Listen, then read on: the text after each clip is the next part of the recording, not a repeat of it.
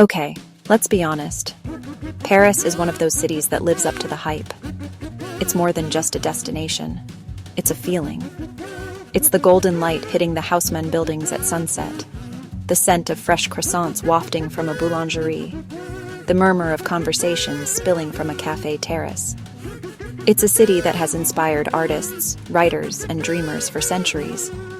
And the moment you arrive, you understand why. But navigating a city this iconic can feel a little overwhelming. You want to see the Louvre, the Eiffel Tower, of course, but you also want to experience the real, living, breathing Paris, the one the locals know and love. That's where a little insider knowledge comes in. If you want to make the most of your trip, you've got to know a few tricks before you go. So here's how I travel in Paris like a pro. And trust me, it's easier than you think. We're going to unlock the secrets to moving around, finding the perfect place to stay, and truly immersing yourself in the Parisian way of life. First up, transportation. Getting around Paris is an adventure in itself, and your primary tool for this adventure is the magnificent Paris Metro. It's your best friend. It's fast, it's cheap, and its web of lines will take you pretty much everywhere you need to go. Now, for tickets. If you're here for a short trip, grabbing a carnet, a little booklet of 10 single-use tickets, is a great value. You can buy them at any station from a machine or a ticket window. This will save you money compared to buying single tickets, and you won't have to fumble with cash every time. However, if you're staying for a week and plan to use public transport a lot, look into the Navigo Découverte Pass.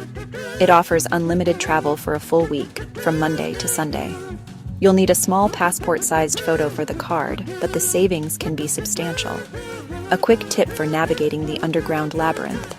Always know the number and color of your line, and more importantly, the name of the final station in the direction you're heading. That's what you'll see on the signs pointing to the platforms. And don't forget to look for the sortie signs to find your way out. Also, be aware of the RER trains. These are the express regional lines that connect the city center with the suburbs and the airports, like Charles de Gaulle and Orly, and even the Palace of Versailles. They share some stations with the metro, so just pay attention to the signs. While the metro is efficient, don't forget about the buses. They can be slower, especially in traffic, but they offer a fantastic moving view of the city. It's like a budget-friendly sightseeing tour every time you hop on. And of course, my absolute favorite way to get around is on foot. Paris is a city built for strolling. Put your phone away, allow yourself to get a little lost, and you'll discover hidden gardens, charming passages, and quiet squares that aren't in any guidebook. If you're feeling adventurous and want to cover more ground, try the city's bike share system, VeeWander. Just download the app, and you can cycle past the Seine like a local. There are docking stations everywhere, a heads up. The blue bikes are electric, which are a lifesaver on hills like the one up to Montmartre, while the green ones are purely mechanical. You can grab a day pass or a multi-day pass right from the app. Just be sure to dock your bike properly at the end of your ride to stop the timer. Now, where to stay? Choosing your home base in Paris can completely shape your experience. The city is a patchwork of 20 districts, or arrondissements, each with its own distinct personality. Paris is packed with hotels, but if you want something central and charming, my top recommendations are the Marais in the 3rd and 4th arrondissements, or Saint-Germain-des-Prés in the 6th. Le Marais is this incredible blend of old and new. You have grand, pre-revolutionary architecture and the stunning Place des Vosges, alongside trendy boutiques, modern art galleries, and some of the best falafel in the city. It's historic, vibrant, and endlessly cool. Then there's Saint-Germain-des-Prés. This is classic intellectual Paris. It's where you'll find the legendary literary cafes where Hemingway and de Beauvoir once wrote. Surrounded by antique shops, art galleries, and chic bookstores, it's sophisticated and quintessentially Parisian. But those aren't your only options.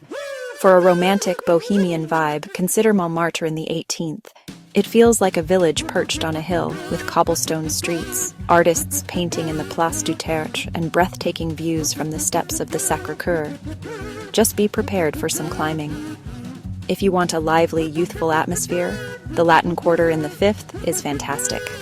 Home to the Sorbonne University, it's buzzing with students, affordable bistros, and historic bookshops like the famous Shakespeare and Company. For a more local, off-the-beaten-path feel, check out the area around Canal Saint-Martin in the 10th. It's a hip, up-and-coming neighborhood where Parisians come to picnic along the water, browse cool concept stores, and hang out at trendy bars.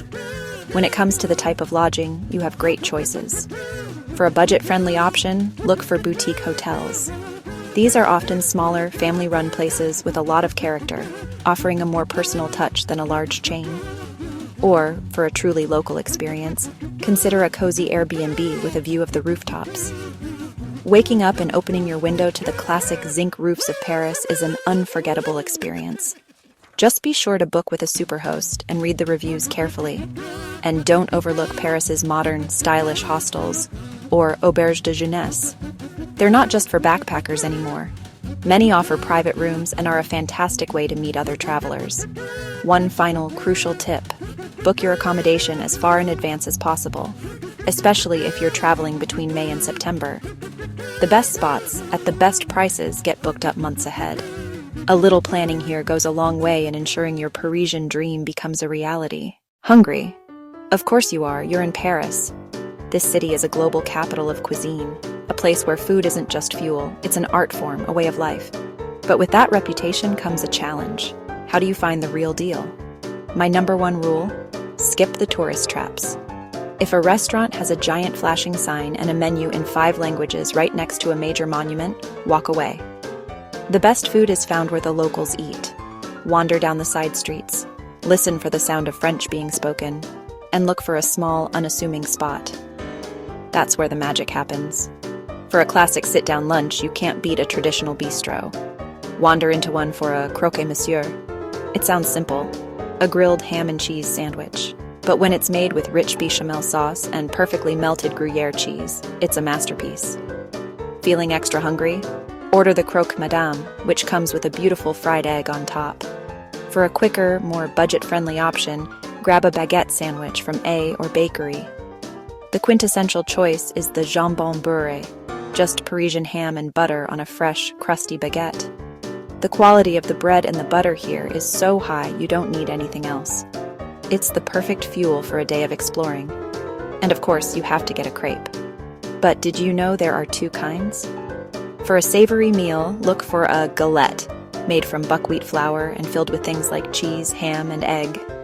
For dessert, get a sweet crepe from a street vendor, filled with Nutella or just butter and sugar. Trust me, it's a game changer. While you're at it, don't forget the pastries. Pop into for a flaky croissant or a delicate macaron. And for a truly Parisian experience, visit a cheese shop, and ask for a recommendation. A little cheese, a fresh baguette, and a bottle of wine make for the perfect picnic. And now, with our bellies full, let's talk about the must-see spots. Obviously, you can't skip the Eiffel Tower, but my biggest tip is to book your tickets online, weeks or even months in advance, to avoid spending half your day in line. And don't just snap a selfie and go. The best way to appreciate it is to have that picnic we just talked about in the Champ de Mars Park. Seeing the tower sparkle at night on the hour is pure magic.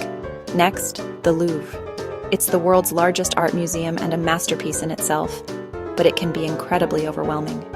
Don't try to see everything.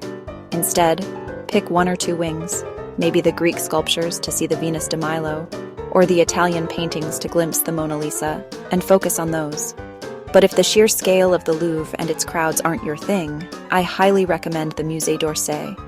It's housed in a stunning former railway station and is home to an unparalleled collection of Impressionist art from masters like Monet, Renoir, and Van Gogh. It's much more manageable, and the view from behind its giant clock is one of the best photo ops in the city. For those classic Parisian vibes, you have to stroll through Montmartre. This hilltop neighborhood feels like a village within the city. You'll find artists working in the Place du Tertre and breathtaking views from the steps of the Sacré-Cœur Basilica. My advice? Wander away from the main square to get lost in the winding cobblestone side streets. That's where you'll find the real charm of old Paris. And yes, wandering along the Seine at sunset? Pure magic. You can browse the stalls of the historic booksellers, or take a river cruise to see the city's monuments light up the night sky. It's a completely different and unforgettable perspective on Paris. So there you have it, a deeper dive into the food and sights that make Paris so unforgettable. This is just a starting point, of course. The real joy of Paris is found in the moments in between, in getting a little lost and discovering your own favorite bakery, quiet park, or hidden courtyard. I have so many more stories and tips to share. If you found this guide helpful and want more in-depth travel content, make sure you hit that subscribe button and ring the bell so you don't miss our next adventure. Thank you for watching. VeeWander.